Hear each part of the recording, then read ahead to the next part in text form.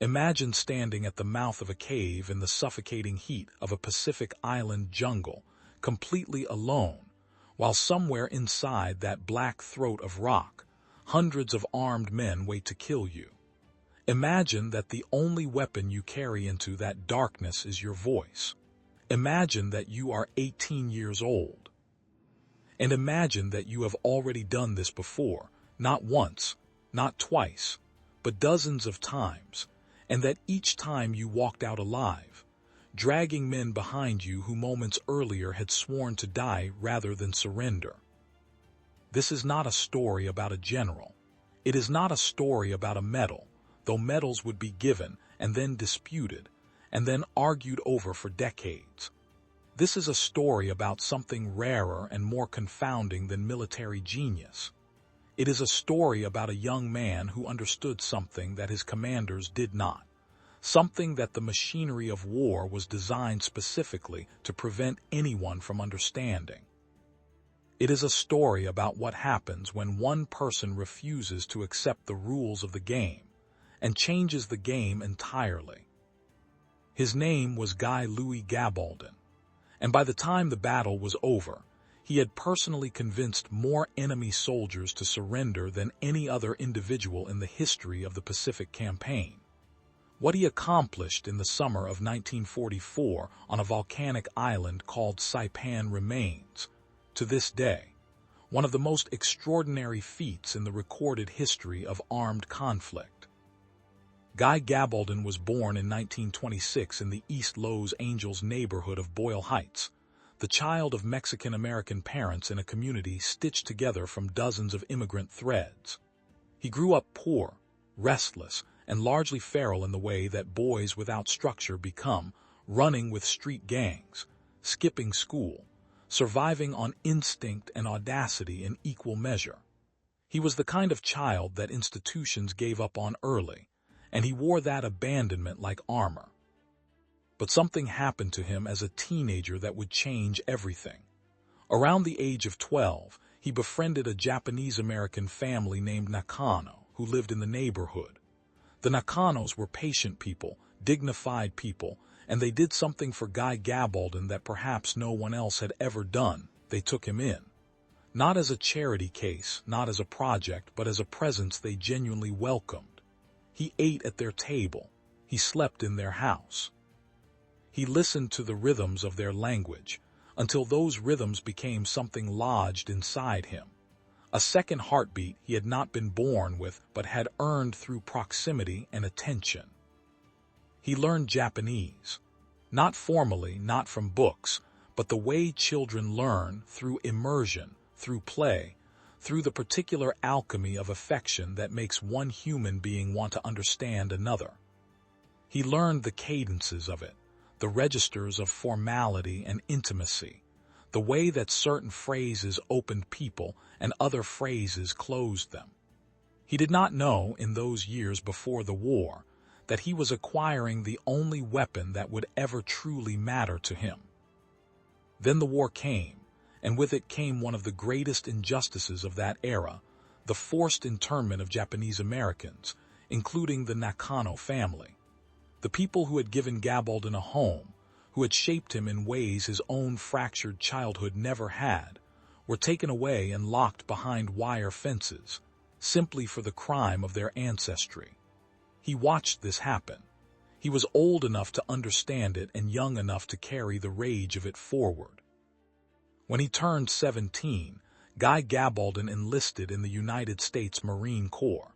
He was too young by 1 year, but he was also the kind of young man who had learned early that rules are simply negotiations conducted by those with the power to enforce them.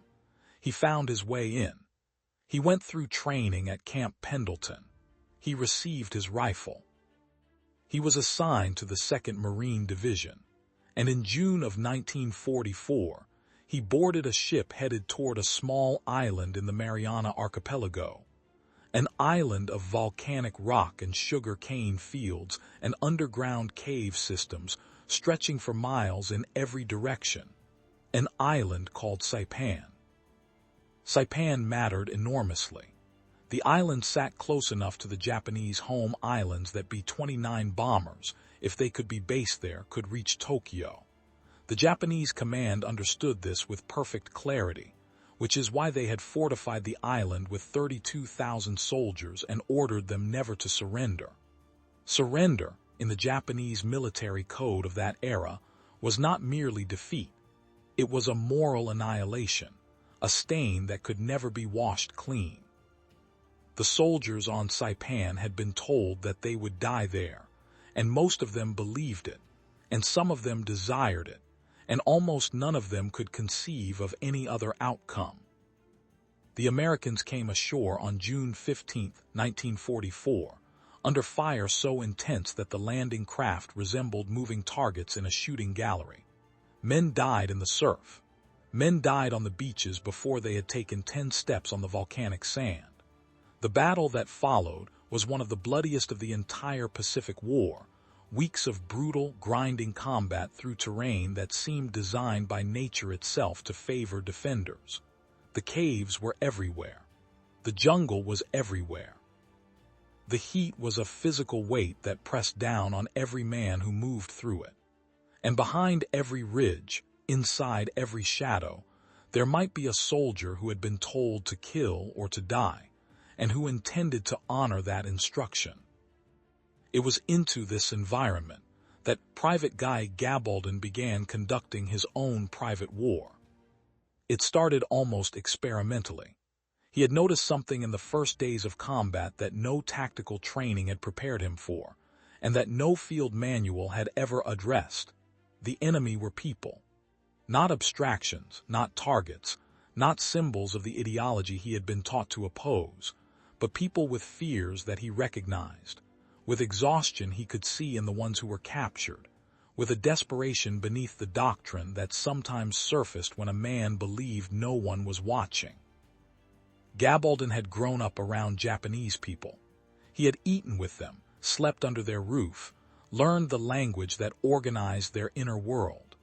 And he understood, with a certainty that was more emotional than strategic, that the men hiding in those caves were operating under a code that was not natural to them, a code that had been imposed on top of the human need to survive, and that the human need was still there underneath it, waiting.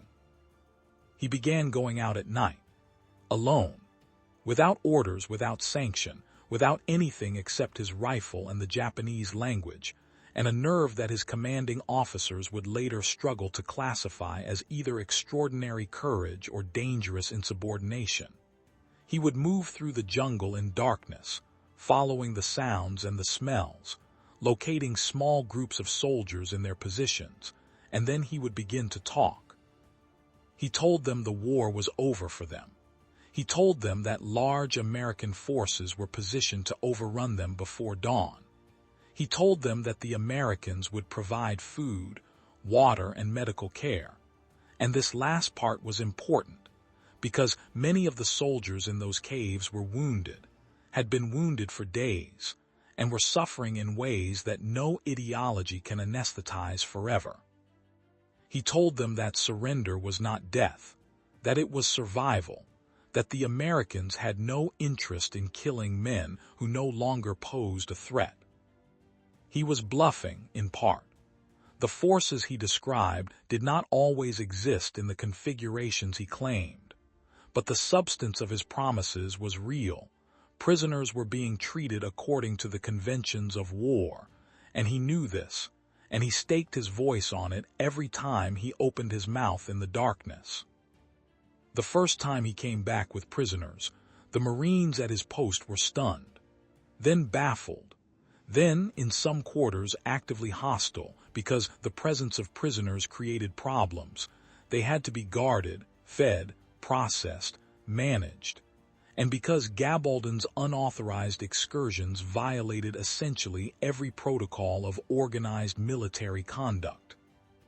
What he was doing was dangerous to the point of being suicidal, and suicidal behavior was not the same thing as heroism in the minds of men whose job it was to maintain order under fire.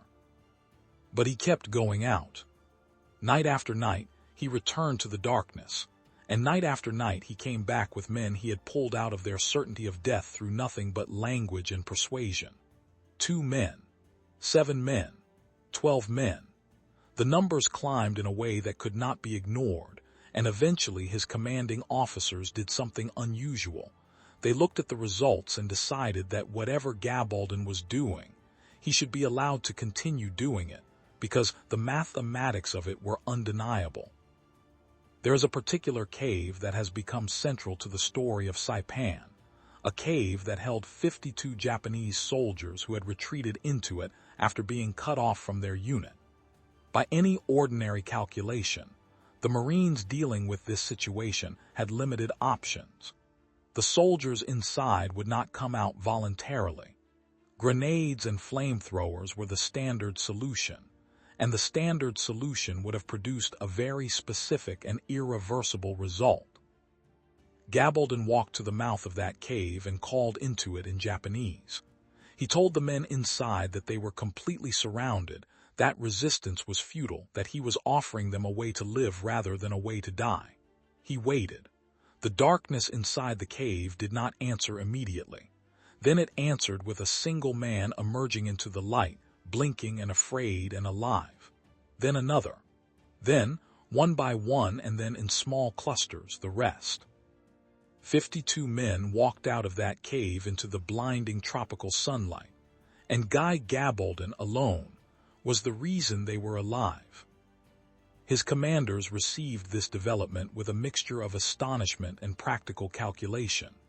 Here was a private, a teenager, an irregular, a man who operated entirely outside the chain of command in the most literal possible sense, who was producing results that entire divisions could not match. The decision was made, quietly and without much formal ceremony, to authorize him to continue operating independently. He was given latitude that no private in any army should ever possess, and he used it. The island of Saipan was dying around him as he worked. The battle was consuming itself with escalating ferocity on every front. American casualties mounted daily, and the civilian population, Japanese settlers, Korean laborers, indigenous Chamorro people, were caught in the machinery of a conflict they had not chosen, terrified by propaganda that told them the Americans would rape and torture, and kill them all if they surrendered. It was this propaganda that was producing one of the most horrifying phenomena of the entire Pacific War. At the northern tip of Saipan, 2 promontories of volcanic rock rose above the sea, places that would come to be known as Suicide Cliff and Banzai Cliff. From these heights, in the final days of the battle, Japanese civilians began to leap. Women with infants in their arms, old men who could no longer walk but were carried to the edge. Young people who had grown up on this island and had been told that death was preferable to capture. Hundreds of them, perhaps more than 1,000. They fell into the sea and the rocks below while American soldiers shouted at them to stop, while translators pleaded over megaphones, while the machinery of war watched in helpless horror. Gabaldon could not stop what was happening at the cliffs, but he could do what he had been doing, and he could do it with the urgency that the situation demanded. The final and most audacious operation of his time on Saipan came when intelligence identified a large concentration of Japanese soldiers and civilians in a particular area. Estimates suggested somewhere approaching 800 people, soldiers and civilians intermingled, armed and terrified, and convinced that the Americans intended to exterminate them. He went in with captured scouts. He went in with the language. He went in with the particular psychology he had been developing through weeks of these encounters, the understanding that beneath the doctrine, beneath the code, beneath the imperial ideology that had sent these men to die on a Pacific island, there was a human being who wanted to live, who was afraid, who had perhaps stopped believing that death was glory and started suspecting that it was simply death. He negotiated. He promised. He made guarantees about food and water and medical attention. He bluffed about the forces surrounding them. And he did something else, something that is harder to quantify but may have been the most important thing of all. He spoke to them in their language, not merely linguistically but emotionally, with the cadences and registers he had learned as a child at the table of the Nakano family, with the specific human warmth that comes from having genuinely known and loved people who shared that culture. He was not performing empathy. He possessed it. Approximately 800 men and civilians came out of their positions and surrendered to a single 18-year-old Marine private. It is important to sit with that sentence for a moment and allow it to mean what it means. 800 people, armed soldiers, people who had been ordered to fight to the last breath, people who had watched colleagues die and who had been conditioned by months of preparation and years of ideological formation to regard surrender as a fate worse than death. And they walked out, one after another, because a boy from Boyle Heights asked them to, in a language he had learned at someone else's dinner table. By the time Saipan was declared secure on July 9, 1944, Guy Gabaldon had personally convinced an estimated 1,500 Japanese soldiers and civilians to surrender. This figure represents, by any standard of comparison, one of the most remarkable individual achievements in the history of modern warfare. Entire Marine divisions, equipped with artillery and air support, and the full apparatus of military power, had not produced results of this scale in terms of enemy personnel removed from the battle without violence. The military structure that Gabaldon had operated within, and frequently outside of, responded to his achievement in the complicated way that institutions respond when an individual has demonstrated that the institution's methods are not the only methods, and perhaps not the best methods. He was awarded the Silver Star for gallantry in action. The citation acknowledged his extraordinary personal initiative and the results he had achieved. But the citation was also, in some ways, a mechanism for containing the story, for placing it within the existing framework of military achievement, for classifying it in ways the institution could manage. Years later, those who had witnessed what Gabaldon accomplished would argue that the Silver Star was inadequate. The Medal of Honor was proposed. The case was made by veterans who had been there, by historians who had studied the record, by advocates who believed that the calculus of what he had achieved demanded the highest recognition. The campaigns went on for decades. The Medal of Honor was never granted. The reasons offered were procedural questions about documentation, about the chain of command, about whether his actions met the specific criteria and the ways the criteria were defined, whether those reasons fully account for the decision, or whether there are other factors in the architecture of recognition that shape the outcome, is a question that remains open. What is not open to question is what he accomplished. The film Hell to Eternity, released in 1960, brought his story to a wider audience, dramatizing the capture sequences and the broader context of the battle. Gabaldon himself was consulted during production. He lived to see himself portrayed on screen, which is a strange kind of immortality, to watch an actor inhabit the version of yourself that history decided to preserve. He was alive enough to have opinions about how the story was told, and outspoken enough to share those opinions, which seemed consistent with everything else about him. He later moved to Mexico and to Saipan itself, the island where the most extraordinary days of his life had occurred. There is something in that return that resists simple interpretation. A man going back to the place where he had done the impossible thing, living out his years in the landscape that had witnessed him. He died in 2006, at the age of 80, having never received the medal that many believed he deserved, having never entirely stopped arguing that the story deserved to be fully told and fully recognized.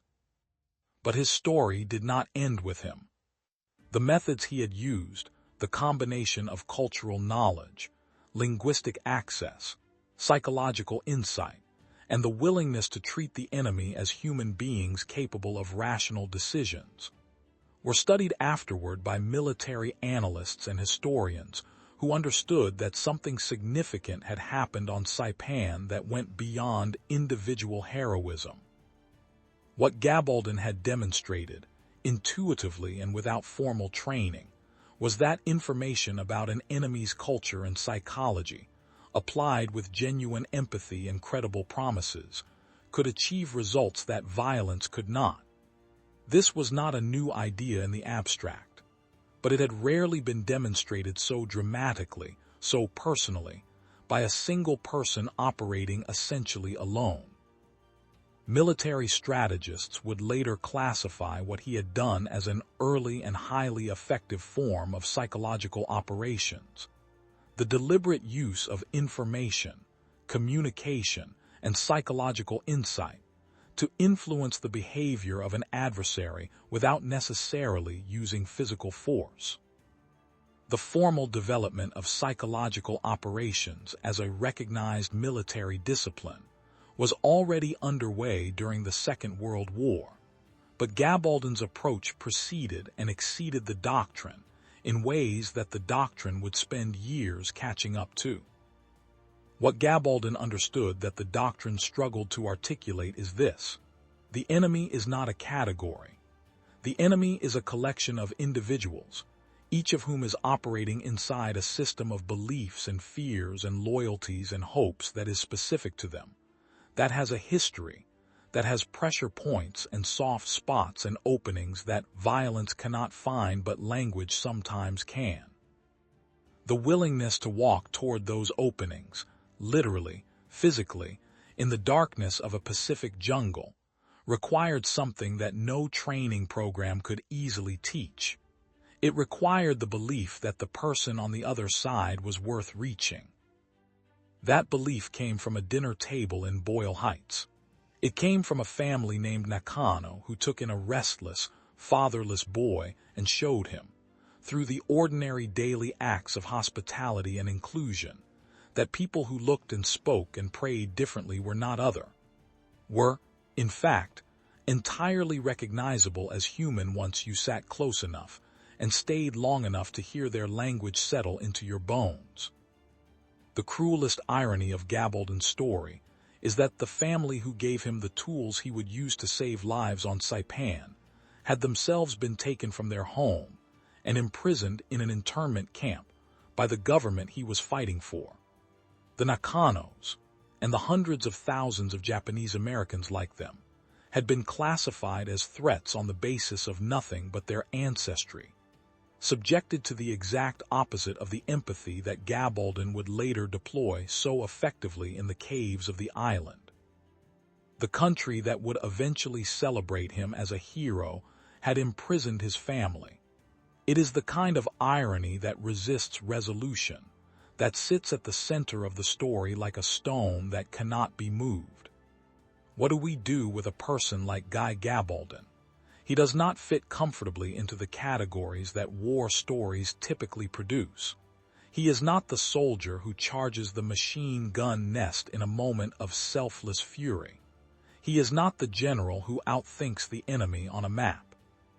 He is something stranger and more difficult, a person who found in his own irregular, unauthorized, self-directed life the particular combination of skills and audacity and human understanding that a very specific situation required, and who applied those skills with a precision and a persistence that the official apparatus around him could neither produce nor fully comprehend.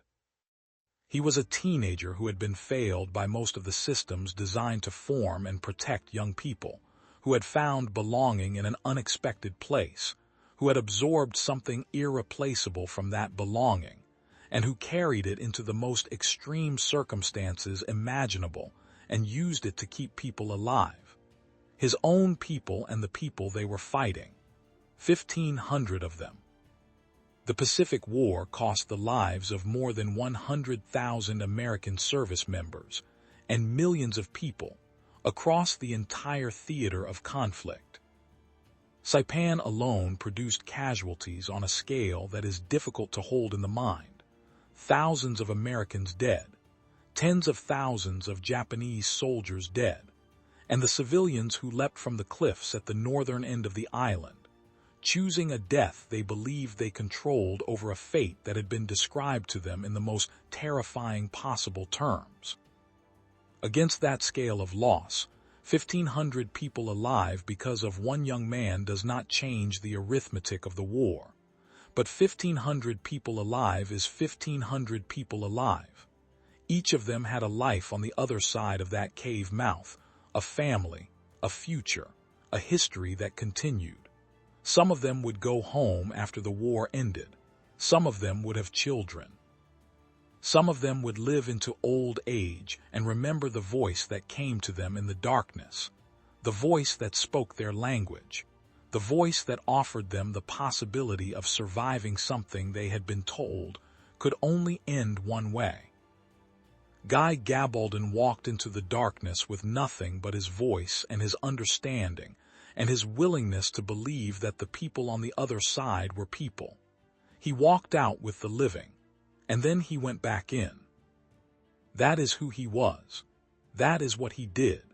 And the fact that the highest formal recognition his country offered for the most remarkable individual achievement of the Pacific Campaign was a Silver Star, later partially corrected by an upgrade to the Navy Cross, but never completed with the Medal of Honor that so many believed he deserved. That fact tells us something worth examining about what we value when we say we value heroism, about whether we are measuring the willingness to destroy or the willingness to understand, about what it means to win, and who we remember when the fighting is finally over. The boy from Boyle Heights who grew up at someone else's table, who learned a language from people his country would later imprison, who walked alone into the darkness with that language as his only shield. He did not receive the medal, but he brought the living out of the caves. Perhaps that was always going to be enough for him. Perhaps, given everything he was and everything he had survived before the war even began, he understood something that the institutions around him never quite managed to grasp, that the point was never the recognition. The point was the lives.